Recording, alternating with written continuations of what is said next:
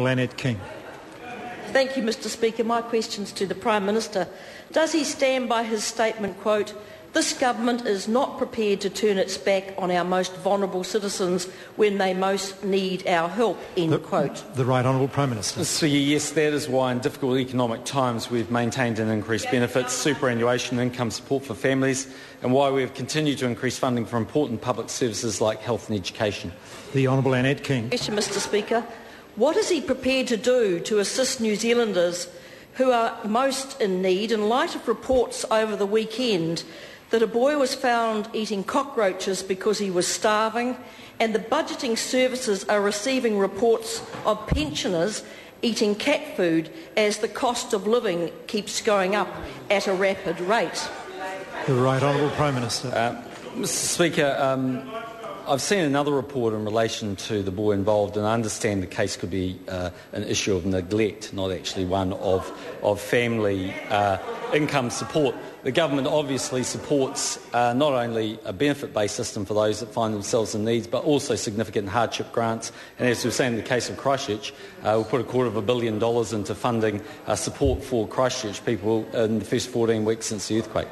The Honourable Annette King. Mr Speaker, is he aware that many low-income families cannot afford even a basic nutritious diet for their children, especially if there are teenagers in the household who need far more food? According to the latest vulnerability report from the Council of Christian Social Services, and if so, what will he do to help those families who are struggling 5 months after the government's tax cuts took effect, which were supposed to make most people better off? The Right Honourable Prime Minister. Mr Speaker, the price of food moves around quite a lot. It's highly volatile. So some things go up in price and some things go down in price.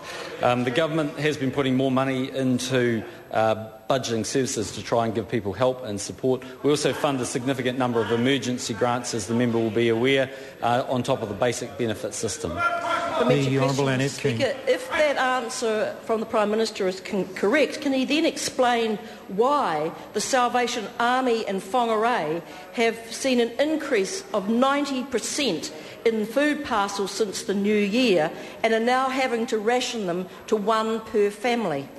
The Right Honourable Prime Minister. Mr Speaker, I haven't seen the report and I haven't seen the details in Whangarei, but I will say my experience of being involved in organisations that give food parcels, a lot of them actually do have a system where they don't allow people to have too many in a certain time. They don't want to build dependency. The Honourable Annette King. Question, Mr Speaker. What will he do to help the increasing number of people in need of help, as shown by the 37% increase in food bank clients at the Catholic Family Social Services in Hamilton? Glen Eden Food Bank gave out 73 food parcels in 3 hours, and the demand for Salvation Army food prices rising by 16% last year, indicating that there is a large number of vulnerable New Zealanders who are not reducing in terms of their need for help under this government. The Right Honourable Prime Minister. Well, Mr Speaker, the government can stand on a very proud record, actually, of keeping benefit entitlements, making sure that payments were made to all vulnerable New Zealanders despite running a very, very large deficit as a result of very poor economic conditions. And I think if ever a government could actually be excused for cutting costs, it would be this government, because there's not a lot of money around, well, right across the board. But this government's actually maintained all that support. The Honourable Annette King. Order. Is he prepared to accompany me on one of my visits to a food bank so he can actually listen to those families, to those people who work at the front line, and to... The Honourable Annette King. Is he prepared to accompany me on one of my visits to a food bank so that he can listen to those who work on the front line and determine whether people are making poor lifestyle choices, as he has claimed?